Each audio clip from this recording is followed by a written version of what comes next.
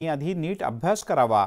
मुस्लिम समाजाला 25 वर्षांपूर्वीच ओबीसीतून आरक्षण देण्यात आलंय अशी टीका राज्याचे अन्न आणि नागरी पुरवठा तसंच ग्राहक संरक्षण मंत्री छगन भुजबळ यांनी केली आहे आणि मनोज जरांगे यांच्यावर पलटवारही केला आहे। राज्यात काही ठिकाणी मुस्लिम समाजाचा ही कुणबी नोंदी सापडलेत, त्यामुळे आता मुस्लिमांनाही ओबीसी प्रवर्गातून आरक्षण द्यावं अशी मागणी मनोज जरांगे यांनी केली होती।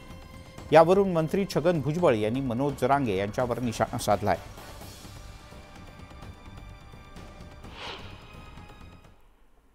सरकारी नोंदी ह्या मुसलमानांच्या सुद्धा निघाल्या।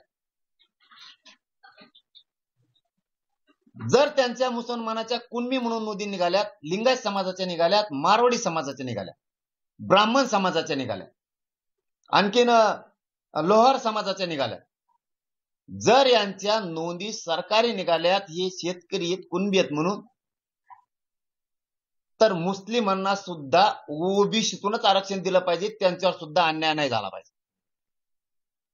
जे कायद्याने बोलायचं ना तुम्हाला आता, तर आता कायद्याने बोला। त्याच्यात 500 पटेलांचं नाव सांगतो, त्यांची कुणबी मधून नोंद निघाली, एकच नाव सांगतो।